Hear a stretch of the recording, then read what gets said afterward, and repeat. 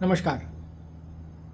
उत्तर प्रदेश के उपचुनाव में समाजवादी पार्टी 7 सीटों पर चुनाव लड़ेगी और 2 सीटों पर कांग्रेस चुनाव लड़ेगी। इंडिया गठबंधन के तहत ये सीटों का बंटवारा हो गया उत्तर प्रदेश के बाई इलेक्शंस को लेकर। फिलहाल 9 सीटों पर चुनाव है। मिल्कीपुर की संभावना थी कि जो अदालत में मुकदमा था उसको वापस लेने के बाद शायद वो प्रक्रिया में शामिल हो जाए उपचुनाव की मिल्कीपुर, लेकिन चूंकि इलाहाबाद हाई कोर्ट ने वो रिट वापस लेने की अर्जी पर सुनवाई के लिए तारीख 15 दिन आगे की डाल दी, इसलिए अब इस बात के संकेत हैं कि शायद इस उपचुनाव के साथ मिल्कीपुर का उपचुनाव नहीं हो पाए, क्योंकि 15 दिन के बाद तो कोर्ट में सुनवाई है, फिर कोर्ट अपना निर्णय देगा। तो वो प्रक्रिया लगता है आप वो इस बाई इलेक्शंस के शेड्यूल के साथ नहीं हो पाएगा मिल्कीपुर। तो 9 जगह चुनाव हुआ, 9 में 7 पर कांग्रेस समाजवादी पार्टी और 2 पर कांग्रेस। कांग्रेस लगातार इस बात पर जोर दे रही थी कि उसे 5 सीटों पर चुनाव लड़ना है, और इसके पीछे उसका तर्क ये था कि 50-50 होना चाहिए सपा और कांग्रेस के बीच में इस बाई इलेक्शंस में, क्योंकि वो 5 सीटें, कांग्रेस का तर्क था कि 5 सीटें समाजवादी पार्टी की हैं, इसलिए उन पर सपा लड़े। लेकिन जो सीटें भाजपा और उसके सहयोगी दलों की हैं, 5 सीटें जिन पर सपा हारी थी, उन सीटों पर कांग्रेस को लड़ने का अवसर मिलना चाहिए। सूबाई नेतृत्व जो था कांग्रेस का वो लगातार इस बात को कह भी रहा था, सार्वजनिक तौर पर भी कह रहा था, लेकिन उमर अब्दुल्ला के शपथ ग्रहण के कार्यक्रम में राहुल गांधी और अखिलेश यादव जब मिले तो दोनों के बीच में इस बात को लेकर सहमति बन गई कि 2 सीटों पर ही कांग्रेस संतोष कर लेगी, एक गाजियाबाद और एक खैर, 2 सीट। स्वाभाविक है अखिलेश यादव ने इस बात को समझाया होगा राहुल गांधी को कि ये बाई इलेक्शन कितने प्रतिष्ठापूर्ण है समाजवादी पार्टी के लिए, इसलिए वो इसमें कोई भी गलती नहीं करना चाहती।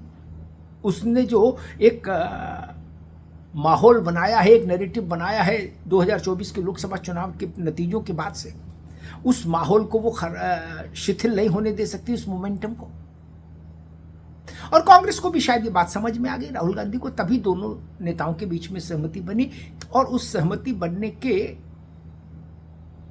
थोड़े ही समय के बाद इस बात की घोषणा भी हो गई। और कांग्रेस के राज्य इकाई के नेतृत्व ने भी उस पर कोई टीका टिप्पणी नहीं की। उन्होंने जो 2 सीटें अखिलेश यादव ने दी, उन्होंने वो उसको सहर्ष विनम्र भाव से स्वीकार कर लिया। अखिलेश यादव ने अपनी 7 सीटों में से 6 पर उम्मीदवार घोषित कर दिए हैं। उम्मीदवार तो उनका मिल्कीपुर में भी घोषित है, लेकिन जिन 7 पर चुनाव होना है उसमें सिर्फ जिन 9 पर चुनाव होना है और जितने में 7 पर सपा को लड़ना है, उसमें केवल सपा को अब कुंदरकी पर उम्मीदवार घोषित करना है। बाकी सारी जगह उसने उम्मीदवार घोषित कर दिए। यानी 9 सीटों पर चुनाव होना है, 7 पर सपा लड़ेगी, उसके 6 पर उम्मीदवार घोषित हो गए हैं। 7वीं सीट है कुंदरकी, मुरादाबाद की। कुंदरकी पर उसको उम्मीदवार घोषित करना है। बहुत संभावना है आज और नहीं तो कल फर्स्ट हाफ में उम्मीदवार की घोषणा हो जाएगी कुंदरकी में। भारतीय जनता पार्टी में अभी उम्मीदवार को लेकर मामला दिल्ली दरबार में अटका हुआ है। राज्य नेतृत्व ने अपना काम करके पैनल बना के हर सीट पर दिल्ली को सौंप दिया है। अब दिल्ली को फैसला करना है कि उस जो हर 3 नाम का पैनल है हर सीट पर, उसमें दिल्ली किस पर टिक लगाती है। और जैसे ही दिल्ली इस प्रक्रिया को पूर्ण कर लेगी, भाजपा के उम्मीदवारों की भी घोषणा हो जाएगी। भाजपा 1 सीट मीरापुर की आरएलडी को दे रही है, ये तय हो गया। 1 सीट कटहेरी में निषाद पार्टी को भी मिल सकती है, इस बात की संभावनाएं हैं। संजय निषाद दो मांग रहे हैं, मझवा और कटहेरी, लेकिन संभावना है कि कटहेरी उनको मिल सकती है, मझवा तो नहीं। हालांकि निर्णय दिल्ली को ही करना है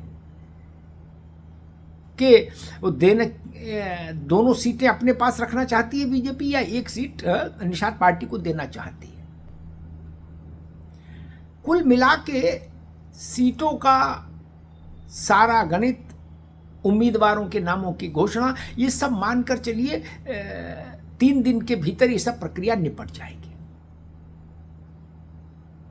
मिल्कीपुर में सपा ने अपना उम्मीदवार घोषित कर रखा है।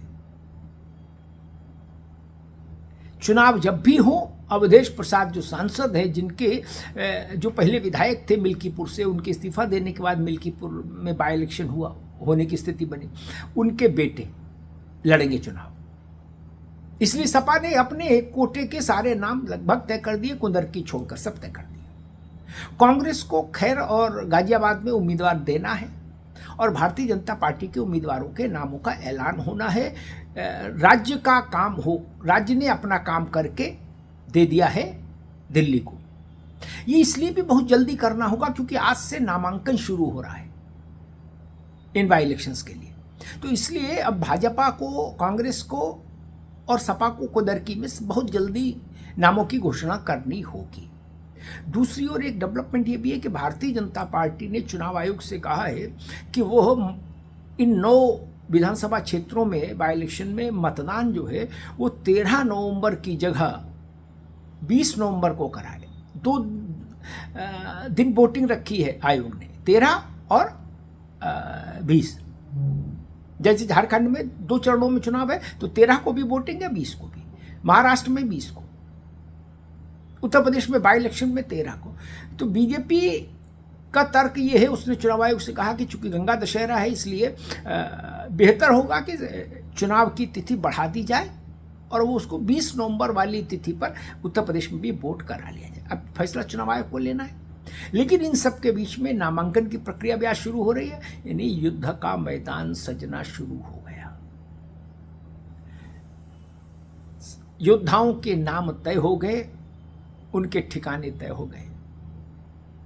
अब बस भाजपा का पत्ता खुलना बाकी है कि उसने इन 9 सीटों पर किसको कहाँ लड़ाना है, उसको और उसके सहयोगियों को।